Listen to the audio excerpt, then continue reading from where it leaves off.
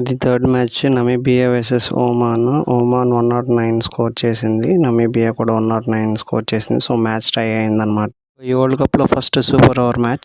Namibia 1 ఓవర్లో 21 runs కొట్టింది. Oman 1 ఓవర్లో 10 రన్స్ కొట్టి ఓడిపోయింది. Player of the match David వీసాకి ఇచ్చారు. 8 రన్స్కి 3 వికెట్స్ తీసాడు. మంచి బ్యాటింగ్ చేశాడు.